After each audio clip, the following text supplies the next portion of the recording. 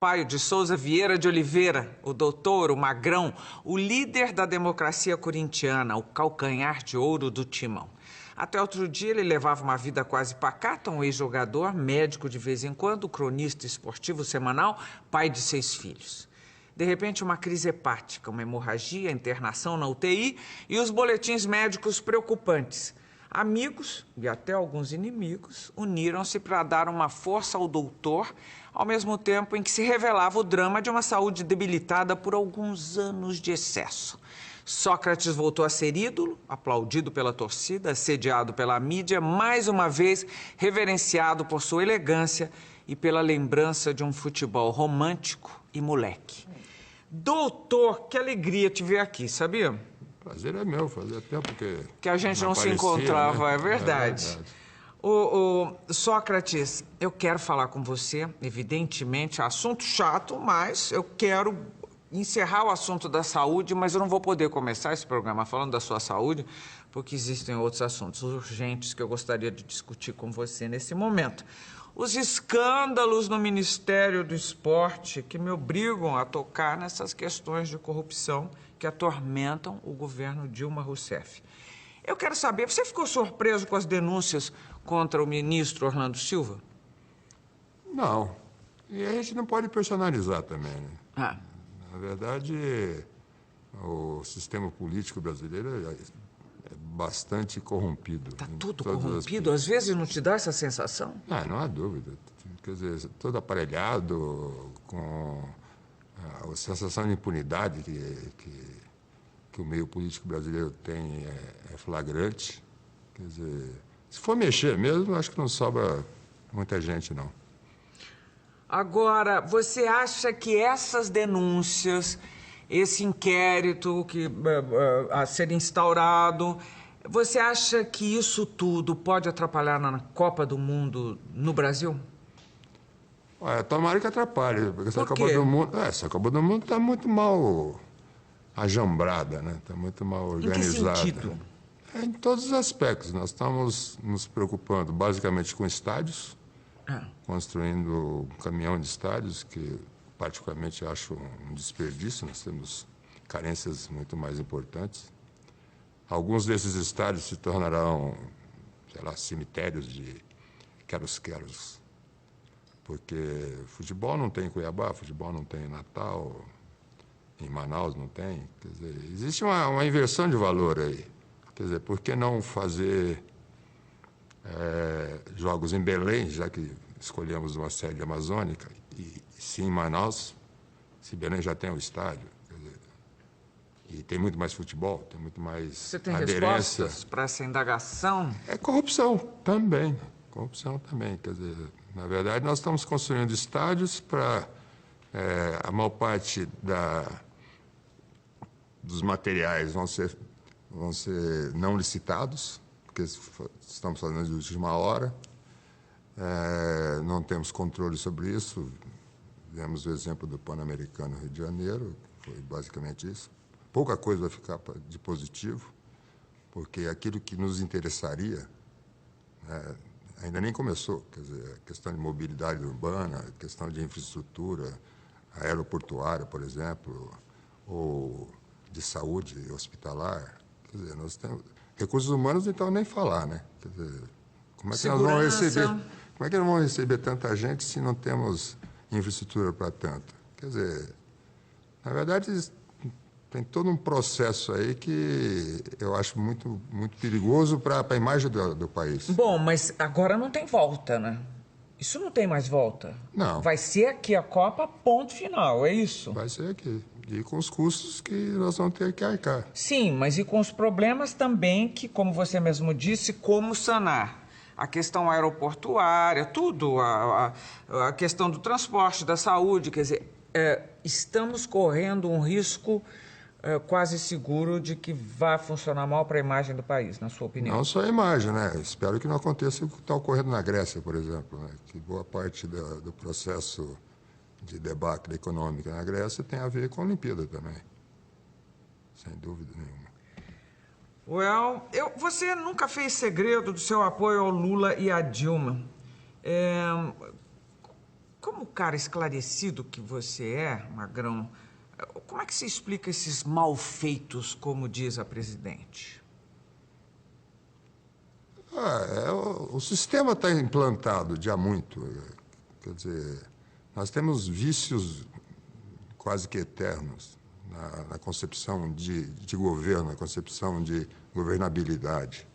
Quer dizer, por que existe tantos compromissos com partidos, determinados partidos, para você poder fazer maioria no Congresso? Quer dizer, quando você não tem a maioria antecipada, até podemos, né, de alguma forma, entender. Mas quando você chega ao governo com maioria, por que fazer acordos não necessariamente positivos para o seu próprio governo? Tem muita coisa que não consigo entender. Quer dizer, Lula chegou ao governo, por exemplo, e nada fez em relação a Ricardo Teixeira, CBF, que todos nós sabemos, o mundo sabe, que tipo de práticas são realizadas no comando do futebol brasileiro. E não só brasileiro, no comando do futebol mundial. Quer dizer, a FIFA virou uma grande empresa, um grande balcão de negócios, dos quais, agora, na Copa do Mundo, nós seremos fornecedores. Mas, aliás, a FIFA quer que o Brasil não cobre meia entrada, não é? Essa é uma das divergências da FIFA com o futebol brasileiro, vamos chamar assim, a instituição futebol brasileiro. Quer mais proteção aos patrocinadores, uma porção de isenções fiscais.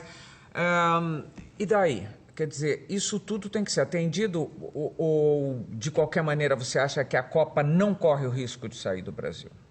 Não, correr o risco não corre, mas seria bom até. Eu acho que para o país seria muito melhor não termos a Copa, do jeito que está sendo feito. Depois de todos os investimentos... Não temos tantos investimentos feitos ainda, não.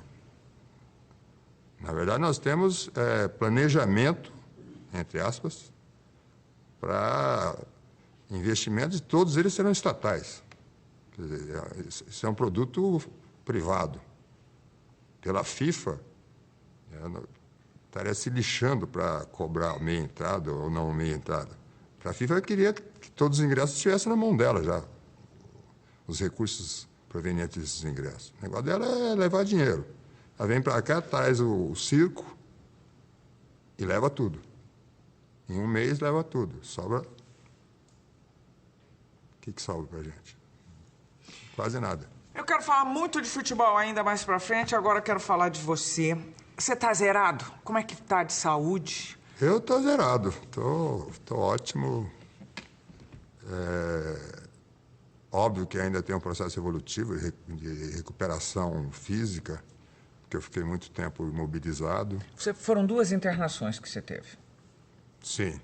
Tive 2 episódios de... Você andou dizendo, em alguma circunstância, que você não precisa de transplante de fígado e que é um processo controlável. É verdade? Hoje, inclusive, é contraindicado. A questão do transplante seria até a melhor possível. Quer dizer, você resolveria o problema se você tivesse um doador com excelente compatibilidade. Você tem cirrose, é isso? Eu tenho cirrose num polo do fígado. Numa parte do fígado. Eu não entendo como é que isso funciona. Quer dizer, você tem um fígado e você pode ter cirrose apenas num pedaço que o fígado dele. é grande. Né?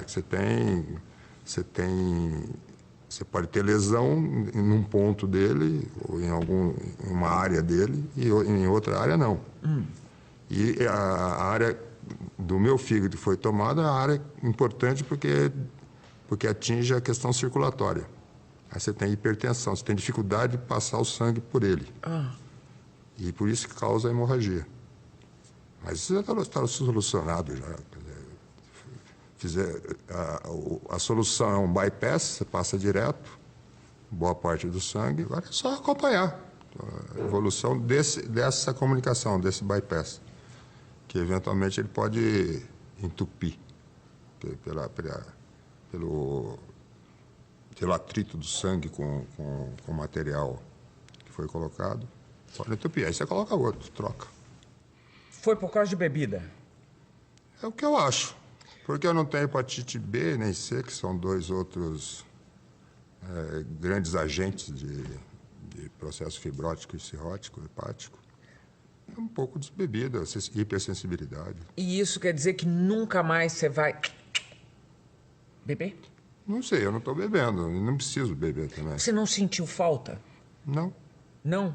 Você se diria um alcoólatra ou não? não por causa disso. Mas você bebia todos os dias? Não, todo dia não, mas gostava de uma companhia de uma cervejinha, de um Companhia copo de uma vinho. cervejinha, já deu poesia aí. Eu gostava, sempre gostei. Mas eu não apregoo isso para ninguém, pelo contrário. Eu acho que o álcool ele é extremamente perigoso, né? Porque ninguém sabe que tipo de agressão que ele está provocando no teu organismo, né? Principalmente os jovens, que cada vez mais estão ingerindo álcool de uma forma descontrolada, né? Você perdeu 30 quilos? Você está muito bem, viu, Eu Sócrates? perdi 25 quilos, mas já recuperei 5. Você teve alguma dificuldade em falar com seus filhos sobre bebidas? Você é um pai que exatamente agora, principalmente nesse momento em que você passou por isso, esse é um discurso reincidente na sua casa? Você fala sobre bebida com eles ou não? Também. Não sou muito preocupado com as atitudes e opções que eles têm. Eu sempre coloquei que eles têm que assumir tudo aquilo que resolvem pelas próprias vidas, desde 6 anos de idade, exagerando um pouco. E eu acho que tem que ser assim, as pessoas têm que serem responsáveis pelo que optam, que escolhem, as atitudes que escolhem na vida. Nunca atrapalhou seu futebol? Não, mas também ali eu era jovem. Pô, Isso quer dizer o quê? Nada atrapalhava. Com 20 anos, até 30 anos, é uma beleza. E você tinha outros companheiros de esporte que bebiam do mesmo tanto ou não? Sim. Ao mesmo tanto não sei, porque eu não vivia 24 horas. Mas... não estou dizendo. Mas eu nunca fui de beber muito. Eu bebia constantemente, não volumes grandes. Sim, mas beber muito também não pode ser beber constantemente, não? Não necessariamente. Tem gente que bebe muito mais do que eu e nunca terá nada no fígado. Você não parou completamente, não sente falta? Não sinto falta, eu não tenho dependência química. Não teve? Que Não sentiu que é uma grande vantagem. Abstinência, não, nada disso? Nunca senti. Essa é uma grande vantagem, né, para você ficar distante.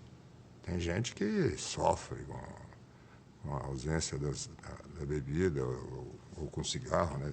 Tem amigo meu que, para viajar para a Europa, ele põe 10, 15 adesivos de nicotina no corpo, porque não suporta ficar sem fumar. Tá? Eu não me faz falta nenhuma coisa nem outra. Você se impressionou com a repercussão que teve?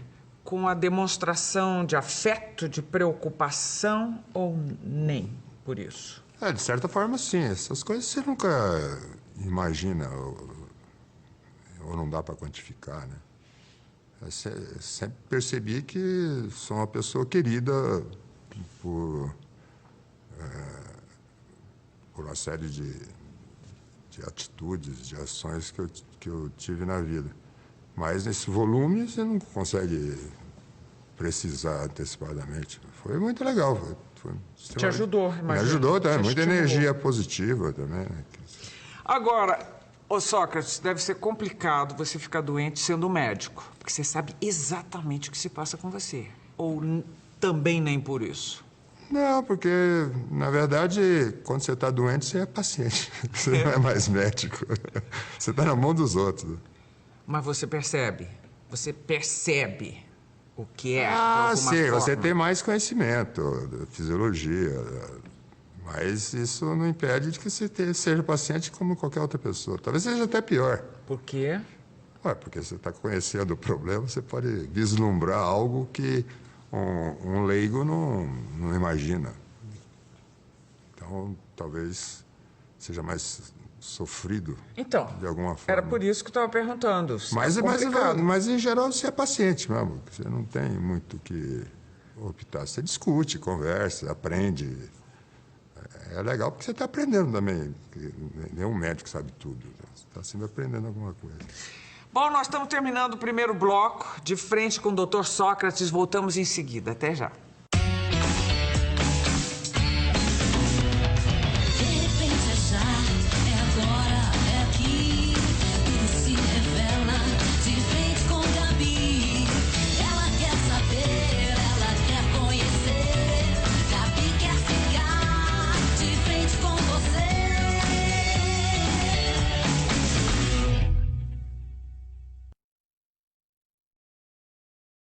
Sócrates, que estava falando aqui comigo agora.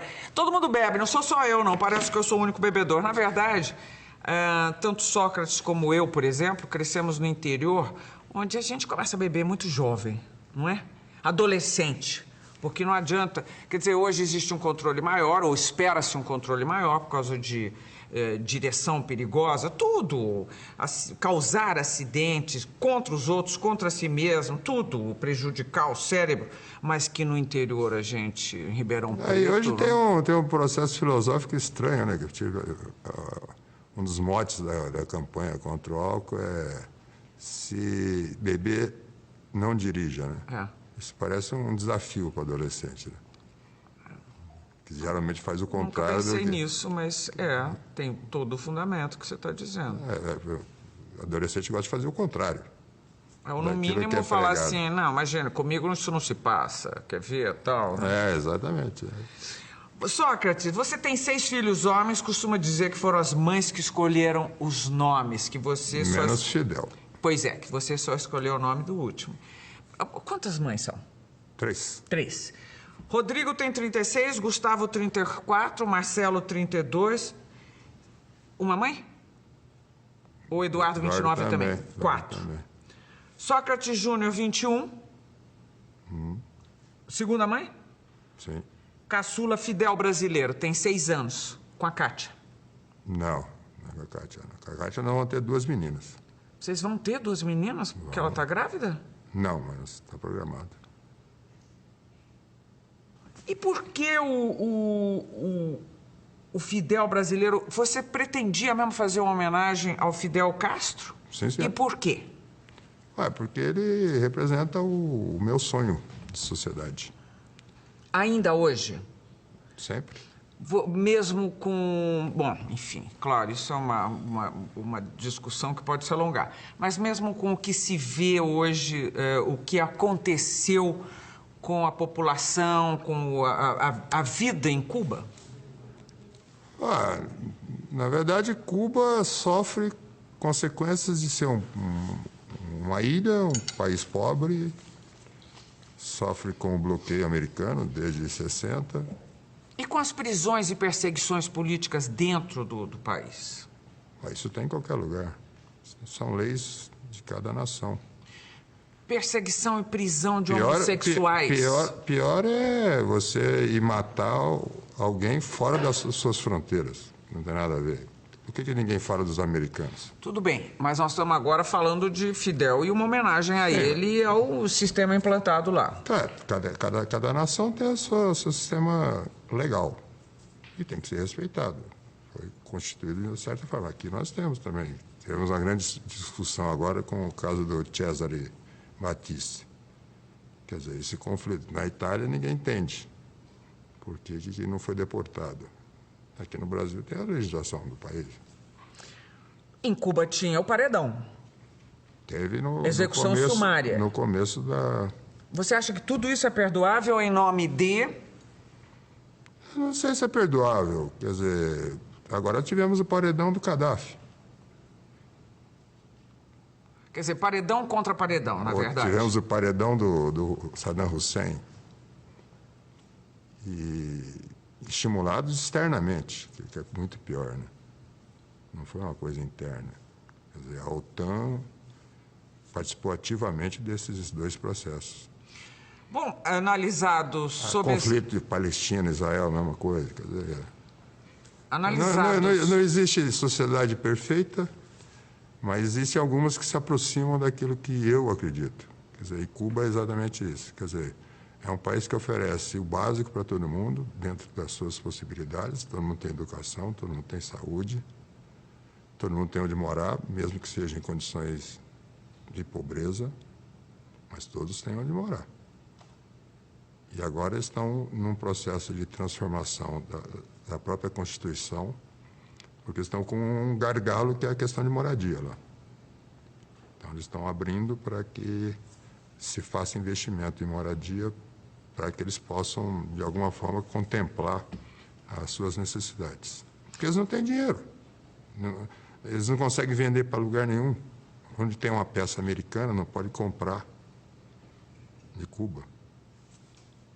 Então, pô, você está amarrado no mundo globalizado como o que a gente vive nas últimas décadas. Você está amarrado economicamente. Quer dizer, se não fosse o auxílio nos últimos anos da Venezuela, Cuba não teria energia. Você já foi a Cuba? Já. Várias vezes? Algumas vezes. E você conhece o Fidel? Não. Nunca esteve com ele? Não, sou apaixonado por Cuba e pelo regime. E pelo Fidel, botou um nome no filho. Fidel é simbolismo, é simbólico, assim como o Che. Eles representam... Mas ele é um homem, ele é danado de sedutor, é um homem fascinante, tem um carisma extraordinário. Eu o conheci, né? Tive essa oportunidade, eu o entrevistei. Mas agora vamos voltar para a tua família. Por que a tua família veio do Pará para o interior de São Paulo? Você costuma dizer que seu irmão Raí é do lado rico da família porque nasceu em São Paulo. Já nasceu aqui. Isso é piada. Ou você realmente acredita nisso? Não, mudou muito. Eu nasci em berço pobre. Meu pai não pôde estudar direito, sempre foi autodidata. E no ano que eu nasci, ele fez um concurso para a Receita Federal, que é um concurso que não exigia currículo. E conseguiu entrar. Não sei como, um maluco de pedra, morando no interior do Pará. Um concurso que tinha 33 vagas no país inteiro e era o maior salário da federação, dentro dos funcionários públicos. Então, todo mundo queria ser, né? Funcionário público, principalmente naquela época, né? Que era valorizado. Hoje está subvalorizado. E aí ele trabalhou alguns anos no Norte e no Nordeste e depois foi promovido para o Sul. Aí viemos para cá. O Raí nasceu aqui, né? O Raí nasceu aqui e aí... Por isso que ele tem um beiço grande, assim. Por que é? É filé mignon, né? O meu é... Mas, eu me lembro de você dando entrevista dizendo colchão assim... duro. A mulherada ficar doida com o Raí. Isso, desde sempre você falava isso. Ele virou sex symbol, né? Ele virou sex symbol, mas você também não tem isso que se queixar na sua vida, não, né? Não, mas eu nunca fui sex symbol. Bom, mas... Não. Foi mais sexo do que símbolo, digamos? Também não. Ô Sócrates, futebol e medicina, o que apareceu primeiro como paixão na sua vida? Não, medicina. Futebol foi um acidente. Isso já em Ribeirão Preto? Não sei exatamente porquê. Eu, desde moleque, queria fazer medicina.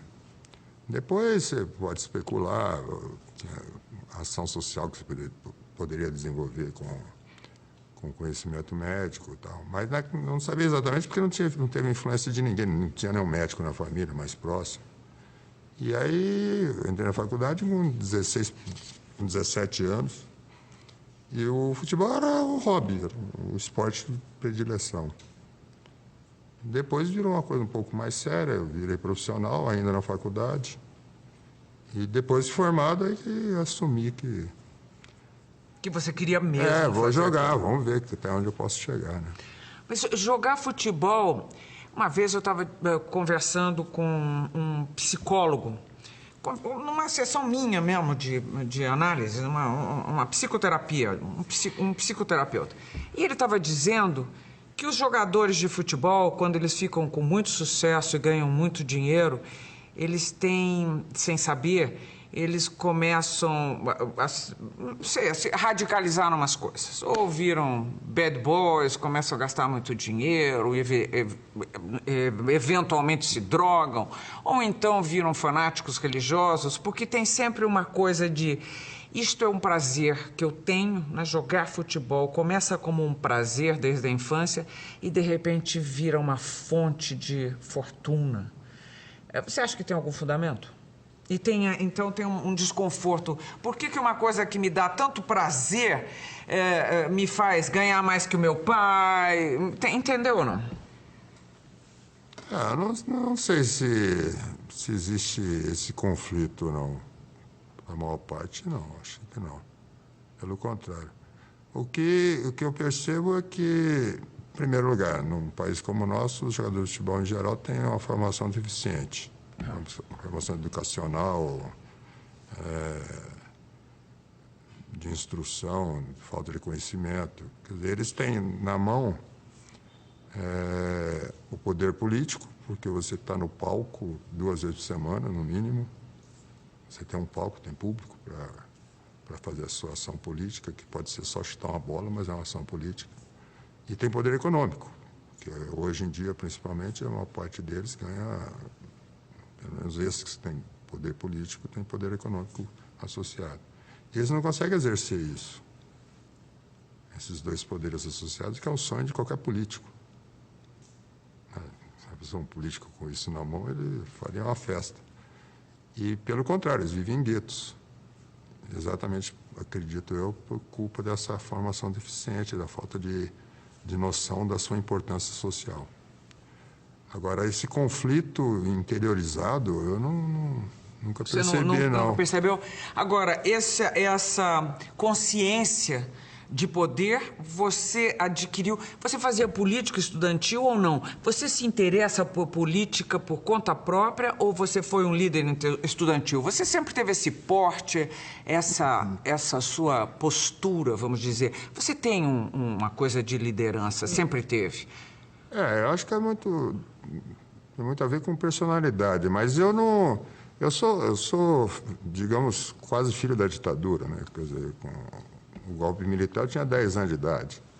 Então, o primeiro grande choque, digamos, político que eu tive foi ver meu pai queimando livros, que era o bem mais valioso para ele, um livro, qualquer que fosse o exemplar.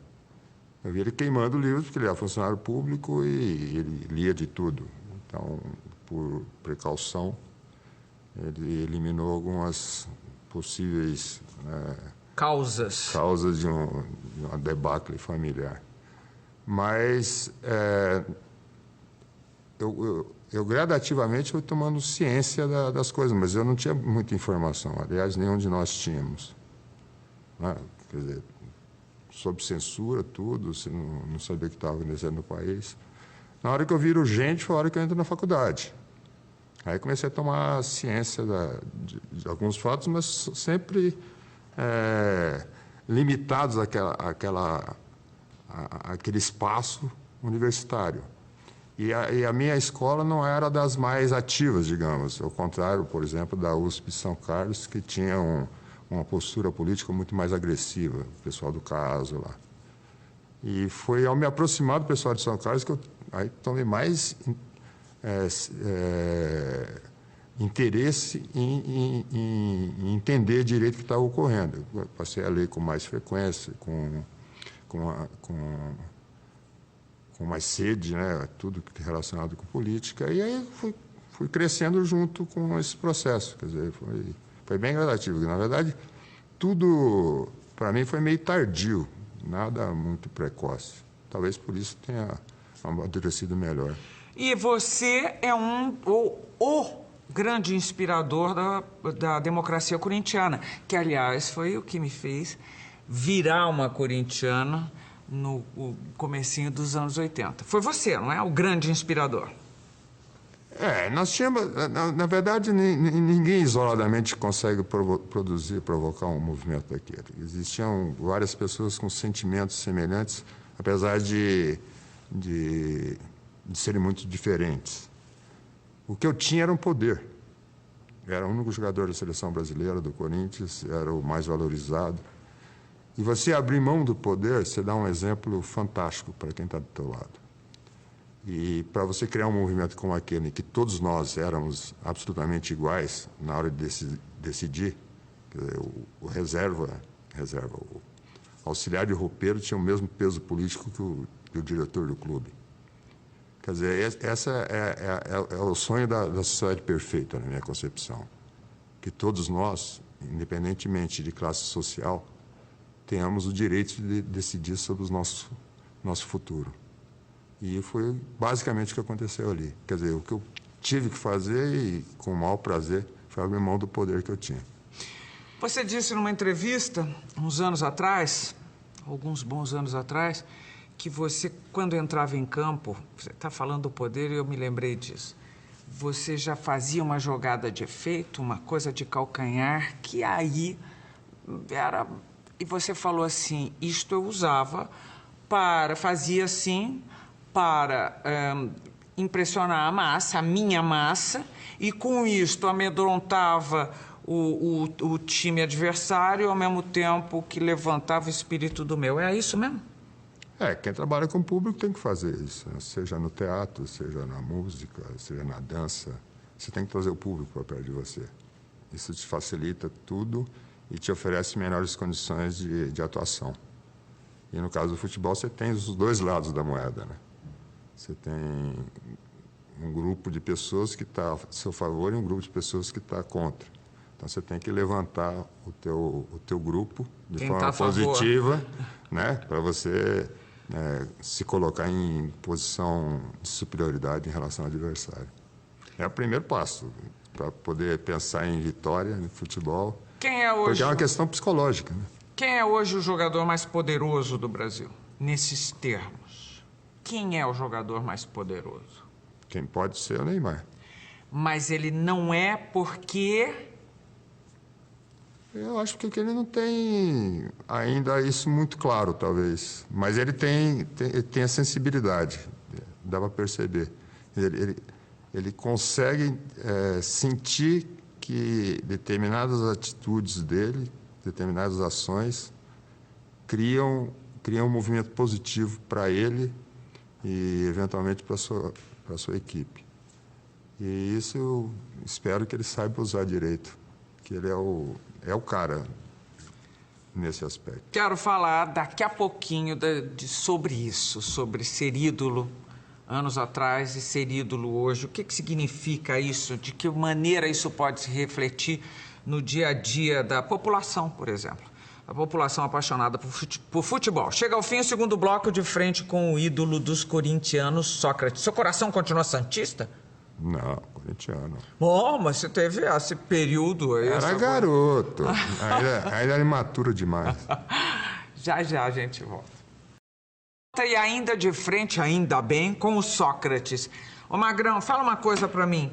Você nunca se interessou por fazer política? Você deve ter sido muitíssimo convidado. Por virar político profissional, quero dizer. Ah, não. Isso não. Eu tenho um mandato muito mais interessante. Que é? Ser porta-voz do meu povo. Magrão, você gostou dos últimos jogos da seleção? O que você está achando do atual futebol brasileiro? Nós continuamos tendo bons jogadores. O que nos falta primeiro, respeitar a cultura, a nossa cultura esportiva. Que é? Que é baseada em criatividade, em alegria, liberdade. Quer dizer, nós estamos, de vários anos para cá, tentando nos aproximar daquilo que os europeus são, quer dizer, uma coisa mais conservadora, mais pragmática, voltada para, sei lá, não importa como vencer. Resultados. Resultado. Como se jogar feio desse resultado sempre. Eu acho que nós estamos muito longe do que todos nós brasileiros gostaríamos.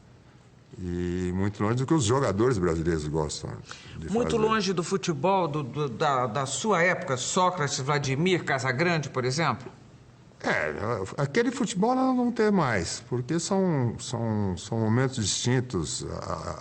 A evolução física dos atletas é incomparável, mas a liberdade tem que ter, a criatividade tem que ter. Quer dizer, tem uma frase do Cruyff, agora no Mundial do ano passado, na África do Sul, dizendo que ele não gostava da equipe brasileira porque deixou o futebol brasileiro lá, no Brasil, não levou para a África.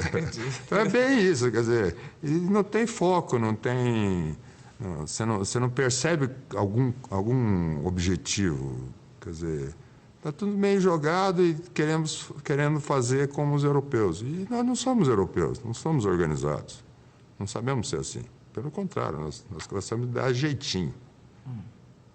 A nossa origem, como já dizia Gilberto Freire, está na miscigenação da raça e dessa cultura de resolver tudo à nossa maneira. Não dá para planejar férias com um ano de antecedência se você não sabe o que vai fazer daqui a um segundo. São coisas muito distintas. E o técnico tem quanto a ver com o resultado de uma seleção? A partir do momento que ele é o cara que escolhe os jogadores e determina, de alguma forma, essa filosofia, ele tem bastante a ver. Mas os jogadores deviam ser um pouco mais libertos. Eu acho que depende muito de como eles tratam a própria profissão. Porque dentro de campo você é autônomo. Você chegou a ser técnico. Foi experiências curtas e... Mas que técnico você resultou? Um técnico libertário, né? Sem E dúvida. deu certo? Deu, dentro... Sempre fui técnico de coisas pequenas, né? Nada de grandes desafios. De pobres, né? De equipes pobres. Mas, por exemplo, fui técnico em Cabo Frio, que era um projeto interessante no meu caso, porque eu ainda sonhava que o futebol brasileiro se tornasse profissional de fato. E eu estava me preparando para ser uma espécie de treinador geral, né? Da infraestrutura do esporte. Por isso que eu fiz medicina esportiva, então você tem que ter conhecimento de nutrição, psicologia, ortopedia, um pouco de cada coisa. E lá eu tive a oportunidade de ser tudo isso, fisiologista e tal. E lá, vou dar um exemplo, né? Eu coloquei em pauta também o processo democrático, né? Vamos votar o que interessa a todos, né? E a concentração, por exemplo, eu perdi de 40-1. Por quê? O único voto contra a concentração foi o meu. Era seu? Você está dizendo que jogador é conservador, pode ser conservador? Ele é, em geral. Em geral? Em geral, porque o sistema é conservador. E ele nasce dentro desse sistema e não consegue romper com ele. Então, ele aceita, porque é cômodo para ele. Ele aceita ser tratado como criança a vida toda. Por isso que eles têm grandes problemas quando encerra a carreira. Porque aí você tem que ser gente, virar gente. Aí você tem que fazer as coisas, você tem que fazer as coisas. Nesse sentido, o Ronaldo se deu muito bem, né? O fenômeno. Você não sei. Você não acha que surpreendente a direção que ele deu ao seu final de carreira ou não? Eu tinha a impressão, agora eu de leiga, que metida para burro, eu achava que ele ia ter mais dificuldade quando acabasse, porque eu pensava assim, meu Deus, o que ele vai fazer? E ele, de repente, achou esse filão de... Ele criou uma rede de relacionamento muito interessante. Gerir carreiras de esportistas. Ele tem contatos muito interessantes. Agora está muito cedo ainda para a gente emitir a opinião, né? Ih, já vi que você não é muito otimista, não. Não, porque o grande problema vem mais distante do momento da ruptura. Né? Por enquanto, ele ainda é um artista. Né? Ele mal saiu do campo. Mas daqui a 10 anos. Não sei. Você teve problemas? Você se ressentiu disso? Eu estou perguntando agora do Não, que era ser ídolo. Temos. Era diferente ser ídolo. Você era ídolo, quer dizer, tem toda uma geração de jogadores de futebol que foram ídolos, que são reconhecidos, respeitados, mas não era essa loucura de mídia, de grana, de tudo que hoje envolve um ídolo do futebol, não é verdade? Ou do esporte. Não, de jeito nenhum, não tem comparação. Mas esses problemas todos temos. Uma coisa é você começar a vida com 20 anos, sem compromisso algum. Outra é com 40. Você tem que se capacitar para outra atividade. Quer dizer, o que em geral ocorre, por isso que eu levantei essa questão em relação ao Ronaldo, mas não por causa dele. Tomara que dê tudo certo para ele e para todo mundo. Mas é que, em geral, a imagem está sendo usada, não ele está à frente dos negócios. Ah, entendi. Entendeu? Agora entendi. Agora em entendi. geral, você se junta a grupos que vão explorar a tua imagem. Entendi. Aí depois de certo tempo, aí essa imagem fica mais fragilizada. E aí? Será que essa relação vai se manter? Voltando ao Neymar, que está aí, vai ser um dos candidatos ao jogador do ano, não é isso? O melhor jogador do mundo. Muito cedo. É cedo, mas vamos supor que saia. Agora, a minha pergunta é, tem time europeu dos bons, dos grandes, brigando por ele. Você acha que Neymar deve ir para a Europa? Você foi para a Europa, você foi e ficou 2 anos só e veio embora. Você não se deu bem lá, não foi? 1 ano. 1 ano. Não se deu bem, né? Não, foi uma experiência fantástica, mas não tem graça nenhuma. Por quê? Aquilo é a vida para europeu. Eu preciso criar coisa planejada, pré-estabelecida, não é comigo, não. É muito chato. É o exemplo que eu dei, por exemplo. Cheguei lá no verão, os caras estavam planejando o verão seguinte, 1 ano depois. Que é isso? Vocês estão tudo louco. A gente não sabe o que vai fazer amanhã no Brasil. Mas você aconselharia o Neymar a ir ou a ficar? Eu não iria, mas nem pensaria nessa hipótese hoje. Olha, e o nosso Corinthians? Eu preciso terminar esse bloco. O nosso Corinthians, o Andrés deu uma mexida com... Foi uma jogada de mestre, por exemplo, trazer o Ronaldo, que resultou, não resultou? Sim, eu não sei as consequências disso. Ah, porque... Ué, não sei como é que estão as finanças do Corinthians. Ah. O Ronaldo foi ótimo. Foi? Foi. No aspecto profissional... E pro Adriano, deu tudo certo. E pro Adriano, por exemplo? O cara estreia e faz um gol contra o Palmeiras. Foi. Né? Depois de 1 ano sem jogar. Foi e iluminado. pro Adriano? Não sei. Não tenho a mínima ideia do que vai acontecer. Não, mas você acha que foi uma jogada que deu certo para quem ali? Ainda não deu certo nada.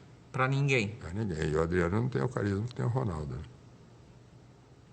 Quer dizer, se eles pensarem em substituir o Ronaldo pelo Adriano, com a mesma estrutura, a mesma estratégia de marketing, é raro.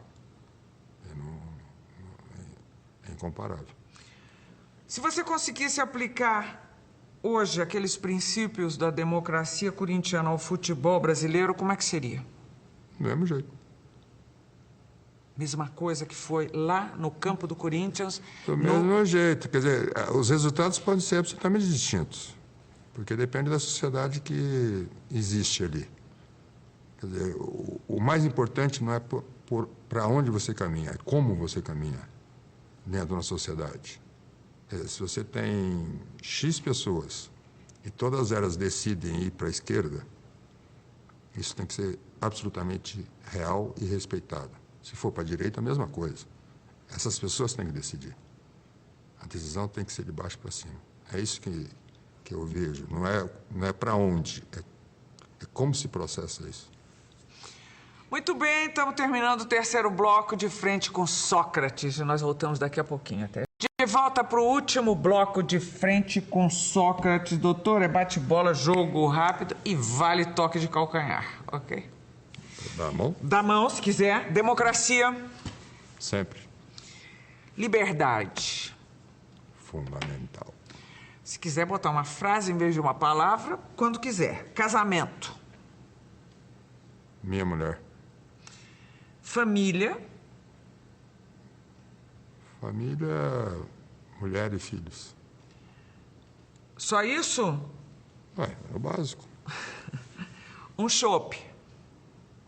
Para distrair, não. Um sonho. Não tenho sonhos, não. Eu vou atrás daquilo que acredito. Nenhumzinho. Não. Não é triste não ter sonhos? Não. Por quê? Um medo. Nenhum. De nada. Barata, por exemplo. Não. Não? Corinthians. Meu time de coração. Um técnico. Pelé. Tele Santana foi o melhor, na sua opinião? Sem dúvida. Brasil? Tudo. É tudo para mim, meu país. E Sócrates por Sócrates? É um eterno aprendiz.